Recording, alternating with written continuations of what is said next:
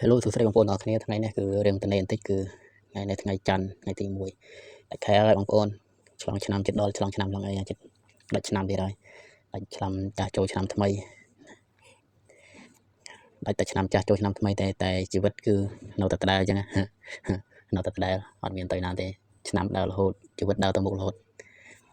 តែមនុស្សយើងជីវិតការរស់ស៊ីនៅតែដដែលអញ្ចឹងណា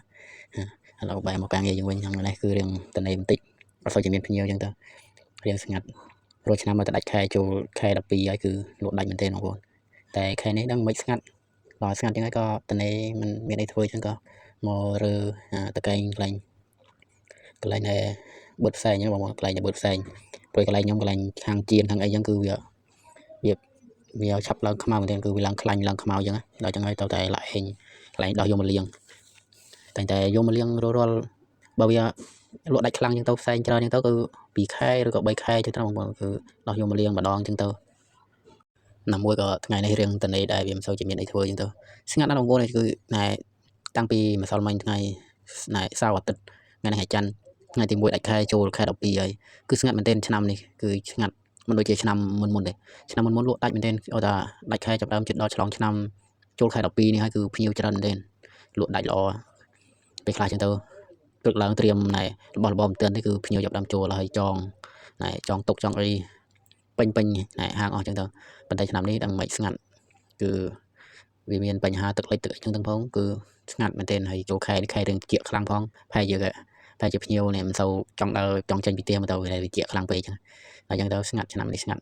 ព្រោះឆ្នាំក៏មិនដែលត្រជាក់យូរដល់ថ្នាក់ហ្នឹងដែរបងប្អូនគឺត្រជាក់ចង់ច្រើន3 4ថ្ងៃហ្នឹងគឺណែធម្មតាវិញតែឆ្នាំនេះដឹងមិនត្រជាក់យូរដែរត្រជាក់តាំងពីថ្ងៃទី15 16ហើយថ្ងៃនេះថ្ងៃទី1ហើយថ្ងៃទី1ខែ12ហើយគឺរៀងខ្សោយត្រជាក់ដែរខ្សោយត្រជាក់តាំងពីថ្ងៃទី30ថ្ងៃទី1រៀងស្ងាត់អត់សូវត្រជាក់ខ្លាំងទេវាដូចឆ្នាំមុនត្រជាក់អញ្ចឹងពីថ្ងៃហ្នឹងគឺឈប់ត្រជាក់តែឆ្នាំនេះត្រជាក់យូរមែនទែនឆ្នាំនេះហើយវាស្ងាត់ក៏ស្ងាត់សូវមានភ្ញៀវទៀតពីឆ្នាំមុនអញ្ចឹងតែចូលខែ12ហ្នឹងគឺភ្ញៀវច្រើនមែនទែនលក់ដាច់ពេលខ្លះចឹងហូបបាយល្ងាចហ្នឹងហូបបាយថ្ងៃហ្នឹងនោះដល់បាយល្ងាចស្មើនឹងបាយល្ងាចម៉ោង3ម៉ោង4ល្ងាចនោះបាយថ្ងៃបាយព្រឹកម៉ោង9ម៉ោង10រាល់ថ្ងៃយើងចាប់ដើមចូលខែ12នេះគឺលក់ដាច់ចិត្តឆ្លងឆ្នាំដល់ឆ្នាំនេះដឹងមិនស្ងាត់ក៏អត់សូវមានភ្ញៀវមានអីទេគឺស្ងាត់អត់ដូចឆ្នាំមុនទេដល់ស្ងាត់យ៉ាងហើយភ្នែកអត់នៅស្ងៀមនេះគឺសលឹងរោកម្មងារធ្វើហើយមើលធ្វើនេះធ្វើនោះទាំងឃើញណា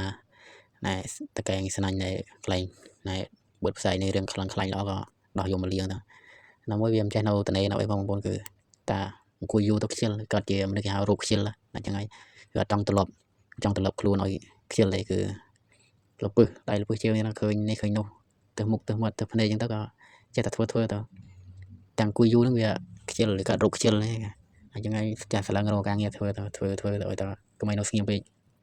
ថានៅស្ងៀមពេកក៏ខ្ជិលឥឡូវការងារយើងក៏បានលៀងបានអីជូតរួចអស់ស្រេចបាច់ហើយក៏យកកែងវាមកដាក់តកែងហ្នឹងក៏រៀងធ្ងន់គួរសមដែរបងប្អូនមួយចង់ចូលណែមួយខាងជិះចូល10គីឡូហ្នឹងធ្ងន់ដែរត្រៀបតកែងមិនសូវលៀងញឹកញាប់បានទេបើលៀងញឹកញាប់ហ្នឹងតែជាមានណាចង់លៀងតែខ្ជិលលៀងដែរលៀង2ខែឬ3ខែលៀងម្ដងអញ្ចឹងណាបងប្អូនគឺមិនសូវជាលៀងញាប់បានទេ